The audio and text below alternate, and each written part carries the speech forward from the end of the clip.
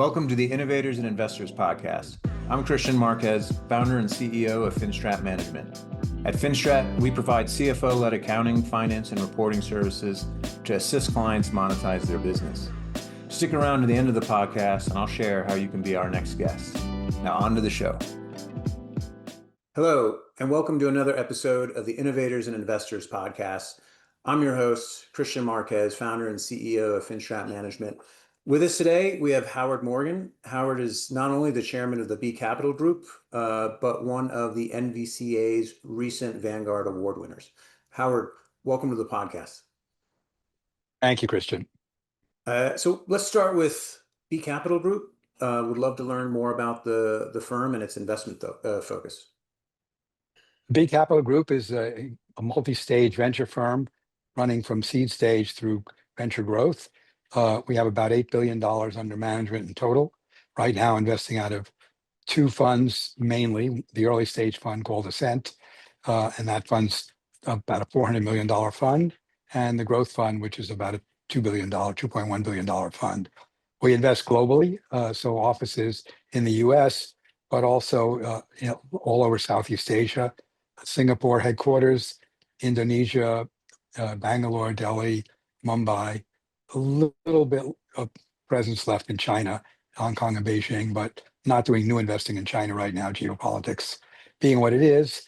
And we're partnered with the Boston Consulting Group, with BCG, which provides real help to our companies, to our portfolio companies. And that's been a relationships that started when the firm did about 2015 with my co-founders, Eduardo Saverin, who is the co-founder of Facebook, Meta now, and Raj Ganguly, who had started Bain Capital Asia. And the three of us wanted to create something that would invest initially later stage, B stage and later, mostly focused on B2B and focused on the digitization going on around the world, particularly in India and Southeast Asia, but also in the US. About 75% of our dollars are invested in the US, North America really, and 25% are invested overseas, mostly in India. We're starting to invest now in the Gulf. We do invest a little bit in Israel and a little bit in Latin America, but pretty broad. But high tech, about 25% healthcare, about 50% sort of traditional enterprise software of various kinds, and about 25% frontier tech, deep tech, whatever you want to call it, space technology, brain-computer interfaces, humanoid robots, and stuff like that. And about 100 people, across the firm. Really impressive. So what, if we start unpacking B Capital a little bit, what's the degree that the firm's partners will get involved with supporting founders? Oh, that's a key. I mean, one of our distinctions is that we provide tremendous support to founders, both through the partners themselves, of course, but also through our relationship with BCG. Every growth stage company gets a BCG, I think they call it MDP, a managing director or partner, kind of as a board observer who meets with the CEOs once a week or once a month and provides advice. We can ask BCG for due diligence help, which they give us. They do webinars for our companies. Our early stage companies will get a webinar on sales, pricing, marketing, you name it. BCG has some amazing experts around the world. And BCG does not own any of the firm. They don't make any of the investment decisions, but they do earn a piece of the carry interest in return for providing the various services they provide. Wow. So, I mean, to a sense, I mean, you can almost argue it's like a proxy CVC that you're able to tap that expertise and knowledge. And so really helpful, so would love to know, so I heard B2B, I heard the different industries that you focus on, big topic that keeps, you can imagine, reoccurring on the podcast is the role of artificial intelligence and how the impact it's having on pure software valuations, the role that it has in bringing companies to life, and that founders are perhaps holding off on raising capital because they can do more with less. What's your and B Capital Group's well, first, clearly AI is changing the world. There's no question that since the the ChatGPT launch a couple of years ago, the world has realized that AI is for everybody now. It's not just for machine learning. It's not just for figuring out how to do speech or how to do image recognition. It really is pretty much broadly used. So there's no company that we invest in today that doesn't have to tell us how they're using AI, unless they are a company that's focused on AI itself. For example, we're investors in Perplexity. That's AI in search, quite different. We're investors in Lambda Labs, which provides access to the big NVIDIA chips to many companies. And we're investors in lots of other companies, particularly AI in healthcare, which is explosive. And not only explosive, but we're finding that AI in radiology does better than the radiologists themselves, certainly better specifically when they assist radiologists, but even just by itself. AI in diagnosis, AI in robotic surgery, obviously in drug discovery and pharma, we have a number of investments. So AI is a key piece of everything we do. I don't think there's a company that's not using it somewhere, whether it's customer service and using chatbots for support. So yes, we are seeing people do more with less. And as you mentioned, to some extent, the valuations are starting to get into bubbly territory, particularly in the Bay Area, but not necessarily elsewhere. And I think that's critical. We're also big investors in embodied AI, robotics of various kinds. And we think that's an important part of the future. I'm curious. So you mentioned valuations in the Bay Area. And today you have a whole host of firms that will specifically invest outside of Silicon Valley for that reason. Do you find that the group will be willing to pay up if you really like the founder and the company, or do you find that the firm will be more conservative at times? Well, first of all, in 2012, 80% of the unicorns came out of Silicon Valley. By 2020, that was down almost to like 25%. It's ticking back up a little because of all the AI startups that are getting unicorn valuations. Uh, we're willing to pay up in unusual circumstances. We have to see that there's a 5x for us in the growth fund and a 10x in the early stage fund. And if you're investing at $2 billion and you're looking for a 5x, you need to have a pretty big company valuation at the exit. And so we're a little bit cautious there, but we're doing it. I mean, we invested in Perplexity at 9 billion, which was kind of crazy in some ways. On the other hand, if it works, it's going to be worth a couple of hundred billion. So we can see that being the trend. So we do it, but we're very cautious at the very inflated valuations. I much prefer, a $30 million seed round with a new founder who we think has the ability to really grow than a $300 million round at 5 billion. But we're seeing both in the Valley. Outside the Valley, we're seeing much better pricing. And we're seeing AI being done all over the world. Knowing that, arguably AI is complex, but it's also evolving quick. As you're doing your due diligence, how do you find the firm will put more weight on the founder than the technology, or vice versa? Well, people always say the most important thing is the founder and the people. In fact, if you look through history, the most important thing is how big is the market they're going after. But right after that is the founder. So we put more weight on the founder. We know that whatever product we're seeing is not going to be a product in a year. Product's going to evolve. So we need a founder who can help make the products evolve. But we want to make sure they're evolving into a market that's big enough to provide really large revenue streams, regardless of how you manipulate or move around a little bit in it. If you have an amazing founder and a niche market, a really small niche market, even if you get it all, you're not going to get giant venture returns. So there's that combination of how big is the market, how good is the founder, and then where are they either applying or furthering AI technology.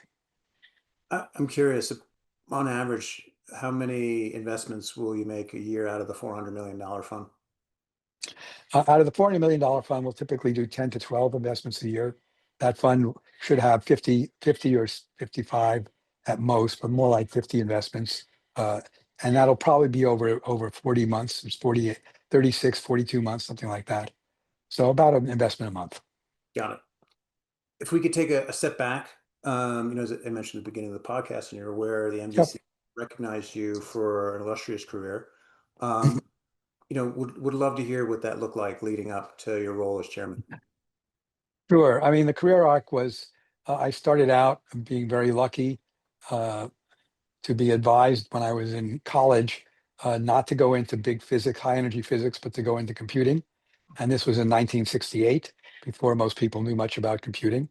And when you're early, all the problems are easy. There's a lot of low-hanging fruit.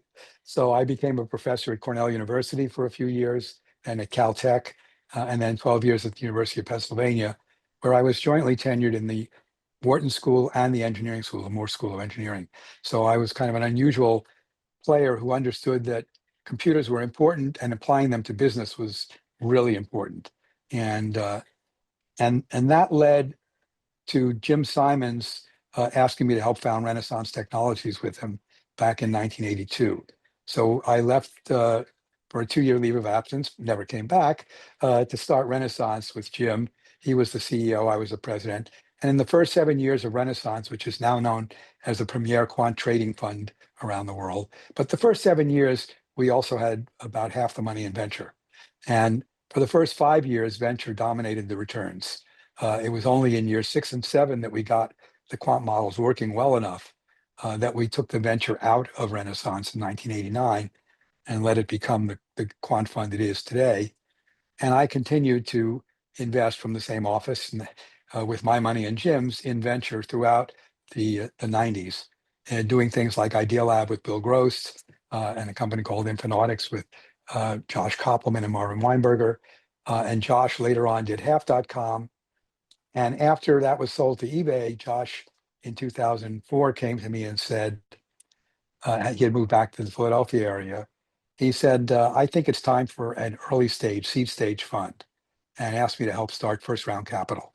So Josh and I started a firm called First Round Capital in 2004, early 05. That has done spectacularly well. It was the first organized seed fund. Fund one, which was the first 3 years, was a little complicated structurally, and did quite well. We went to do fund two. We went to Yale University and spoke with the late Dave Swenson. And he said, hey, I like you guys. I like the combination of youth and experience between me and Josh. But I can only put in $22 million and it's not going to move my needle because I've got a $15 billion endowment, but I'll do it anyway. So he put in 22 million and Princeton put in about the same and a few other places. We raised a $132 million fund. That fund returned 50x. Hmm. So Princeton and Yale each got $1 billion back, actually moved their needles. They had to report on it. And that was the result of doing 70 investments in the fund. 68 returned about 5x, including Square and other things. The 69th was a firm rather that started in our San Francisco office from a founder who we had backed earlier, made a lot of money with, and we said, whatever you're doing next, here's $250,000, here's a desk, just come to us when you're ready. And he did, and we gave him this desk, and we said, what do you do? What are you starting? And he said, well, I want to call black cars in San Francisco. I'm calling it Uber Cab. The San Francisco Taxi Authority said you couldn't use the word cab, so we shortened it. And that was Uber. We invested day one. It was in our office for 6 months. Garrett Camp was the founder. A few months later, he brought in Travis Kalanick. And when it exited, Uber returned 22 times the whole fund. So did really quite something, which would have been enough for anybody. But about a month after the Uber decision, our partner Chris Fralick bought a company in the gaming space, which we turned down.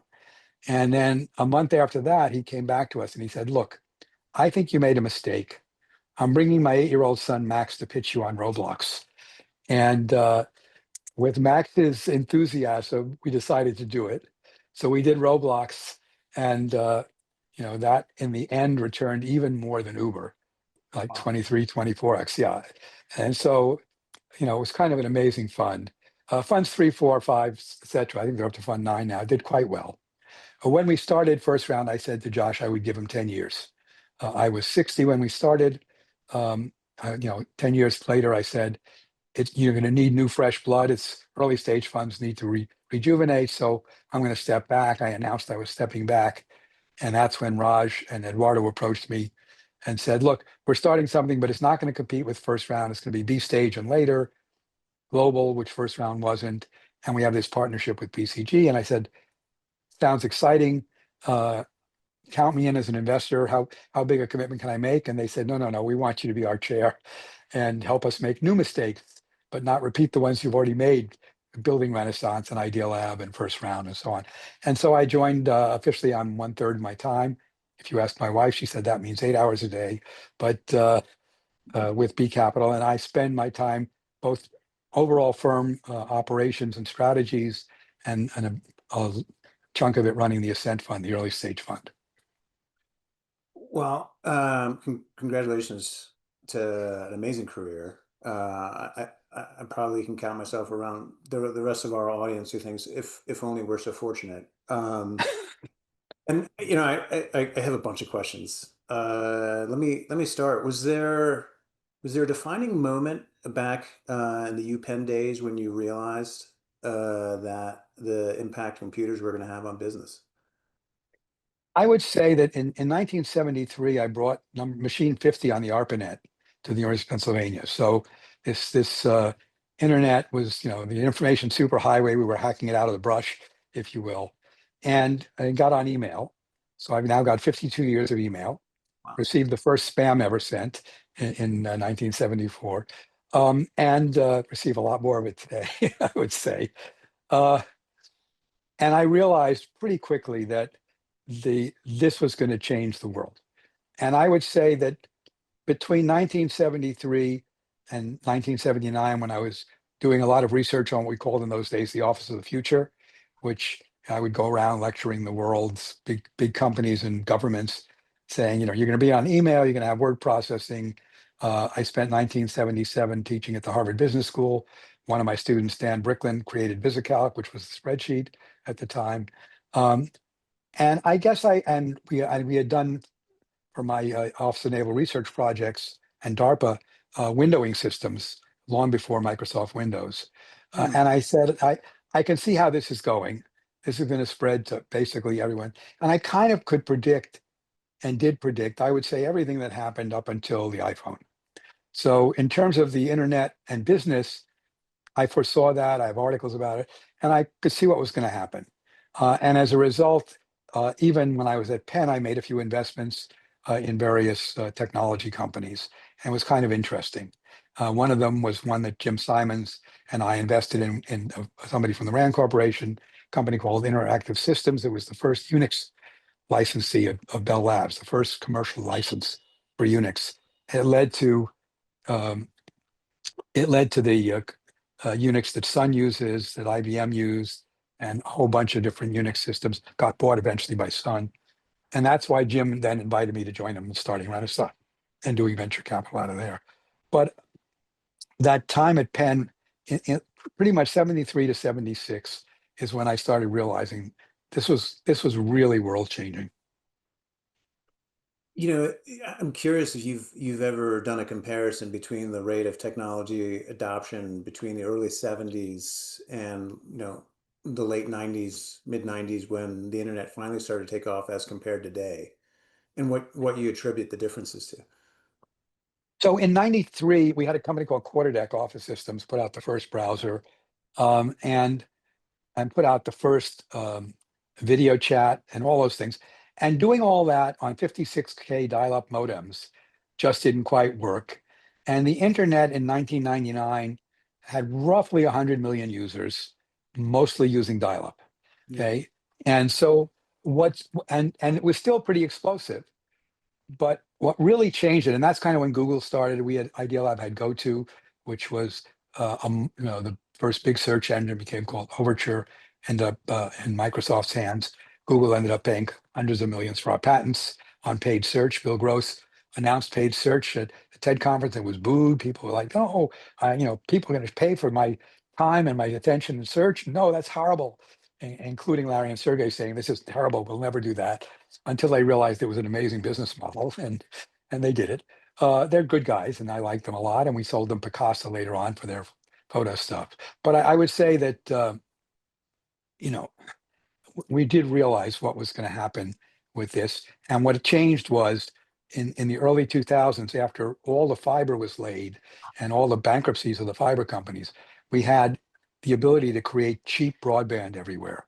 And we went from 100 million users to a couple of billion users on broadband. And that just changed everything. And then, as I said, the iPhone then changed everything after that. So, said another way, the silver lining on the dot-com bust was the infrastructure it left in place. Absolutely. Absolutely. And the same thing happened during the railroad generation with all the bust on the infrastructure. But it is what changed the world because it made broadband possible and feasible. And what the iPhone did was made the whole thing accessible to consumers everywhere, particularly outside the US. I'm curious, when you look at the world today, what are the infrastructure rate limiting steps that have your attention? Power. I mean, AI needs power. AI is hungry for power. And the rate limiter for AI is going to be how much electricity generation can we build? And you're hearing, I mean, in today's New York Times, Tom Friedman has an editorial about it. Certainly, if you people who listen to the Ellen podcast can hear Dave Friedberg, who I had backed one of his early companies, talking about it. We are not building power in the US nearly fast enough compared to what China's been doing. And if you want AI, you need power. Are you surprised then that there aren't more incentives, uh, whether at the federal or state level, to bring? There were incentives, and they've been cut out of the big, beautiful bill. Uh, am I surprised? Yeah, I mean, I think it's short-sighted. Um, I do think nuclear is going to be a big help over the next decade, but nuclear takes 5 years to build. Even if the permitting is eased, we haven't seen a lot of evidence of that yet. We're starting to see a little bit, maybe. Um, and killing all the the grants for solar and wind and alternative energy sources, which actually are built much faster and provide energy onto the grid much faster than big nuclear plants and other things. It's kind of dumb, but it'll be what it'll be. And I'm a believer that our capitalist system will create the incentives and people will keep trying. But we're definitely shooting ourselves in the foot right now. Um, I I agree, and I also agree with your assessment that God bless entrepreneurs. They'll figure it out. I'd love to come back to your time at Renaissance. You mentioned it, but I'll put some emphasis on it for the benefit of our audience who perhaps not as familiar with the hedge fund world. So, as you pointed out, one of the most successful quant training funds ever. Um, and so I have a limited familiarity with Jim. He was a mathematician by trade. I want to say one of the state universities, if you said the name. Stony Brook. Stony Brook, thank you. I'm curious, it's interesting. I think of a dichotomy as a pure quant method to investing as compared to early stage venture, where there's an emphasis on the founder. How did your experience with those two influence how you looked at the world, later on in your venture career? Well, I think both Jim and I were very focused on modeling numbers and on understanding numbers and on how they could be used predictively. Uh, Obviously, in the quant trading world, you're predicting short-term movements very quickly. But what we learned in the quant trading world was it's all about data. Whoever has the most data wins. And Renaissance, even today, has 50 years of data, tick by tick data to do research on. No one else has that. That's why they're still doing so well even today. And what we learned in venture is the more data you have about each company and about the market they're in, the better you're going to do, the better decisions you're going to make. So I think there's a lot of crossover in what I learned.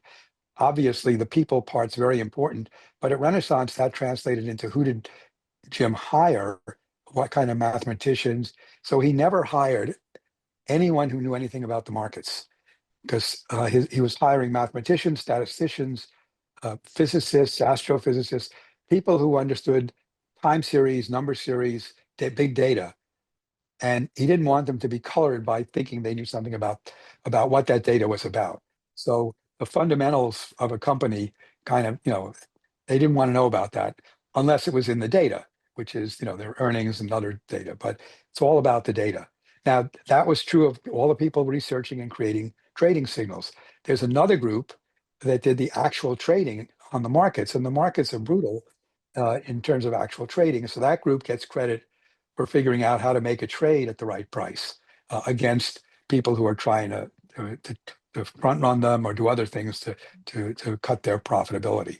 And so there are two separate groups there. One group is kept pure, if you will, in terms of coming up with trading signals using all of the best techniques of the day, whether it's statistical techniques or AI techniques, whatever they are.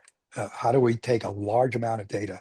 And Jim once said to me, if somebody comes to me with a much better algorithm for trading, and another guy comes to me with a new source of data no one else has, I'd much rather pay for the data. We'll figure out the algorithms. Interesting. So, so what I hear is that given your success or renaissance of success, there's, a degree of predictability when you can appropriately manage the downside or entry as exits on your trades. And then my thoughts immediately go to, well, is there predictability in founder profiles? Is there predictability in, a certain set of circumstances that you'll have a higher probability of success with the Ubers of the world? Did you find any translation? Well, we did. I mean, first round did a 10-year study and showed what factors led to higher market value, higher results. We have 12 people in Singapore on the AI team that Eduardo was leading. Signal fires out there. There are a couple of quantitatively managed venture funds. There's a lot of signal to noise. There's a lot of signal in the noise. And with the founder, the signal has to do with all sorts of things. So we have an AI algorithm to actually rate the founding teams. And it's based on their experience, their education, and, were they successful or not?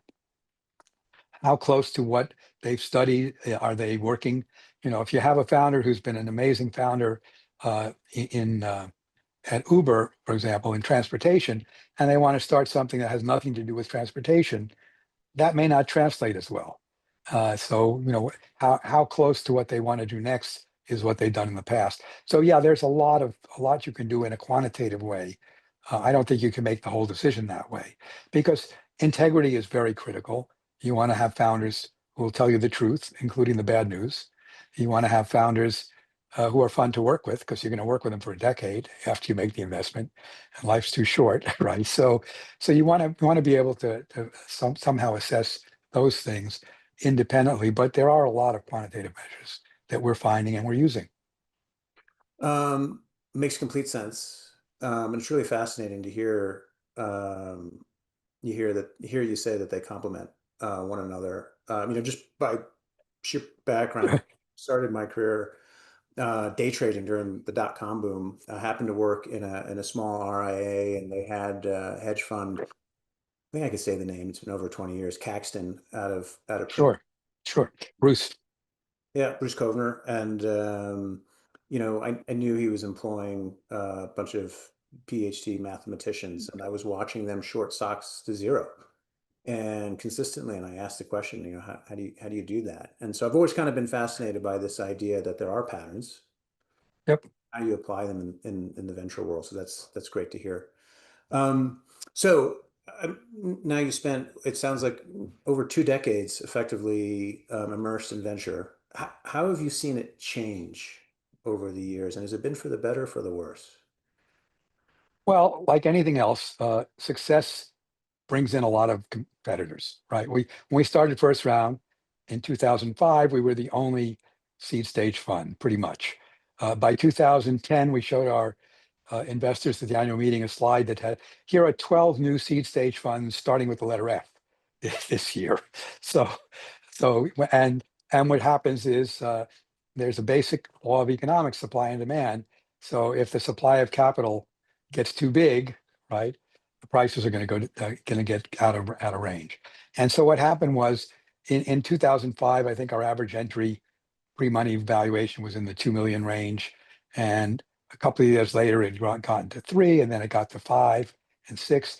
And the exits did not continue to increase. And that's the same pattern we're seeing today, really, which is that, the entry prices have gone up way faster than exit prices, which means that returns are going to come down. Um, Josh Koppelman, my co-founder at First Round, amazing both entrepreneur and venture capitalist, had a really good podcast a few weeks ago about the venture math for the industry, and it doesn't bode well.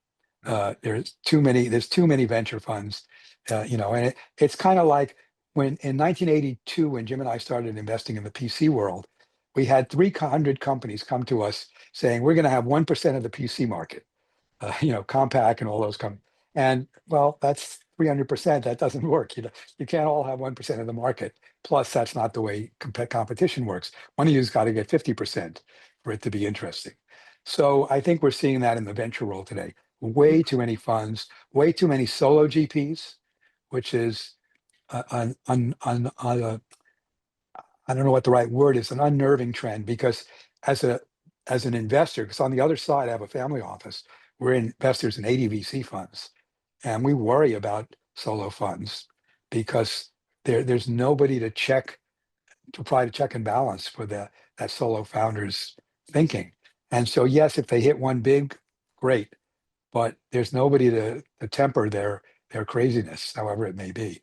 So I much prefer funds that have multiple players and investment committees and a little bit of structure.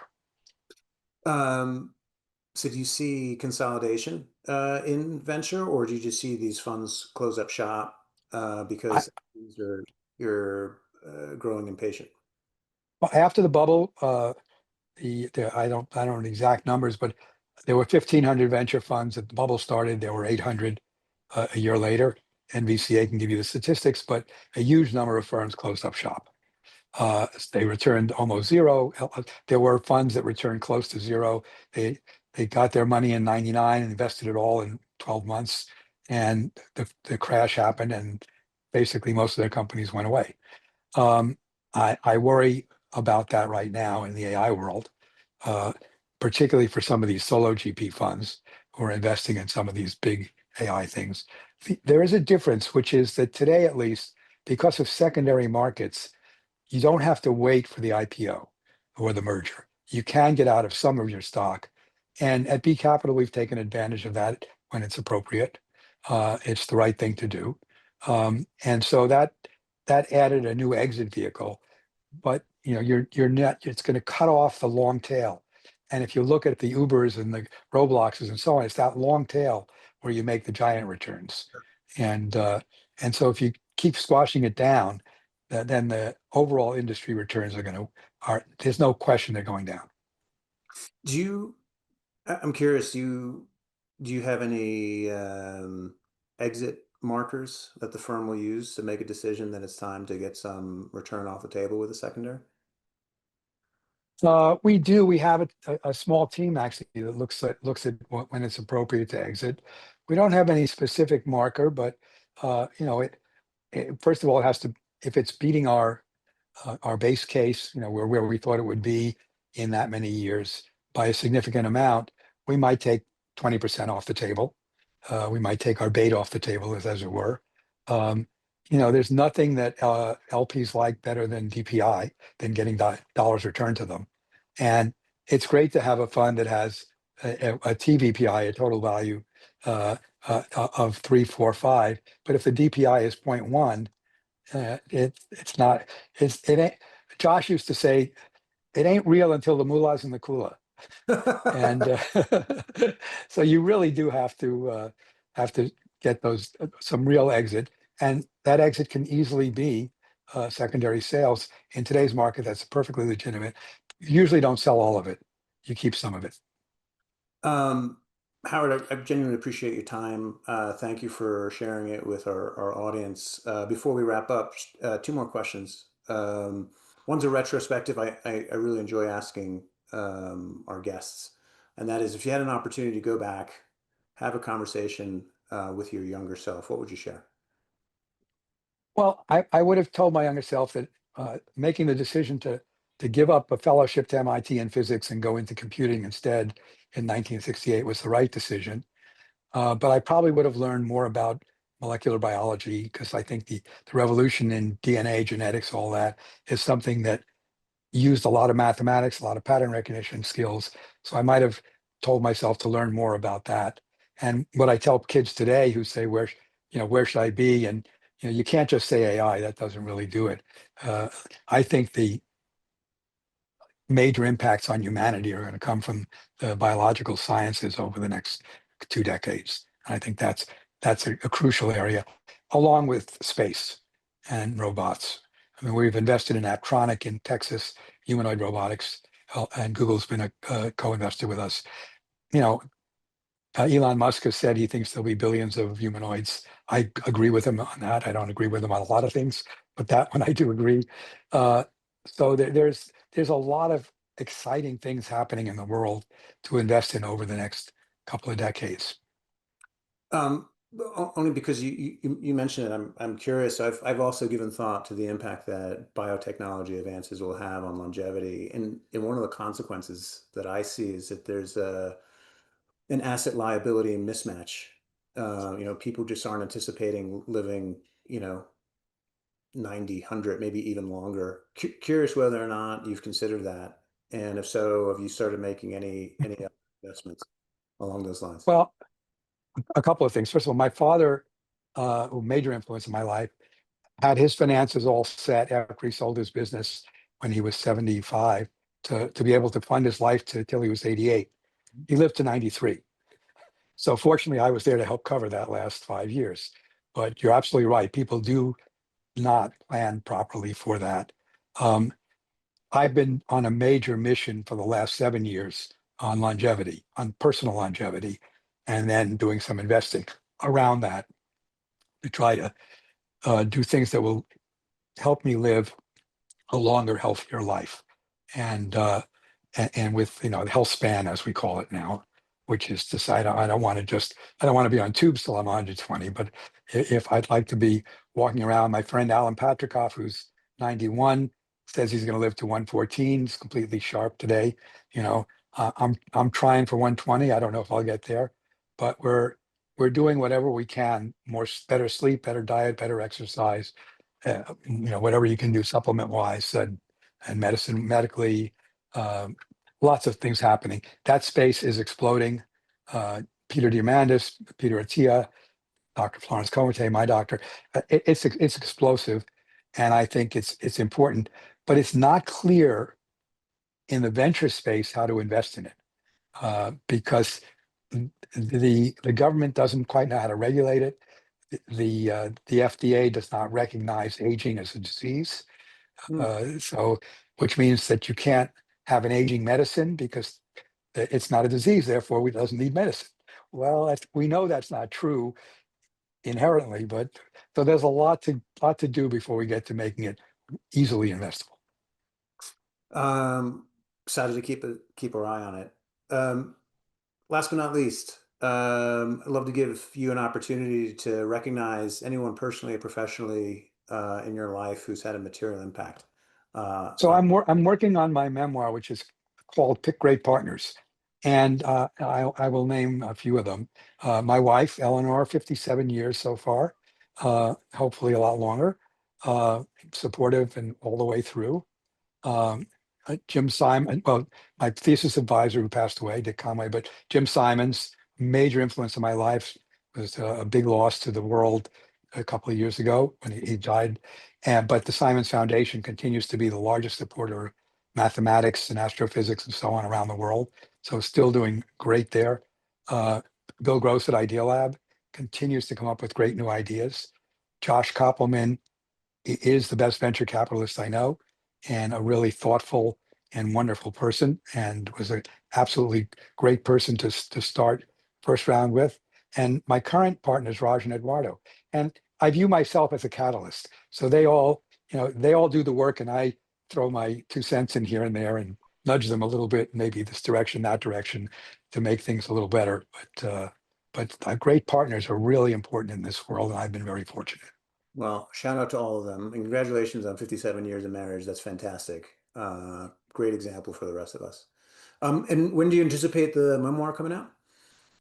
Oh, I think it's 2 years out. but I've written books before. They take a long time. Well, we'll make a point of calling it out in the show notes and see if we can go for ourselves. I'm not letting ChatGPT write it. I actually have to write it myself. Well, Howard, thank you again. I genuinely appreciate your time. If there anyone in our audience who'd like to learn more about B Capital, where should they go? Well, B.Capital is our website, and that tells a lot. If they want to connect with me, Howard at B.Capital, I can, depending on what they say in the message, I might respond, or I might put it on somebody who will get them a response. Fantastic. Again, for the benefit of our audience, Howard Morgan, Chairman at B Capital Group. Howard, thank you so much. This was a fantastic and insightful podcast. Really appreciate your time. Thanks very much, Kristian. My pleasure. And again, I'm your host, Kristian Marquez, founder, CEO of FinStrat Management. Thank you for joining us for another episode of the Innovators Investors Podcast. Take care.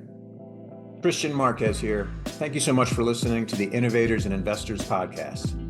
If you're a successful founder or an investor who would like to be on the podcast, please visit podcast.finstratmgmt.com. If you've got something out of this interview, please share this episode on social media. If you know someone that would be a great guest, please tag them on social media to let them know about the show and include the hashtag Innovators and Investors. I'd love to see your posts and suggestions. We're regularly putting out new episodes and content. To make sure you catch each new episode, please subscribe to the Innovators and Investors Podcast. And your thumbs up, ratings, and reviews go a long way to help promote the show, and it means a lot to me and my team. Would you like to know more? Go to our website, finstratmgmt.com, or follow us on LinkedIn or on X. Our handle is @finstratmgmt. This is Kristian Marquez. Thank you for listening. Until next time.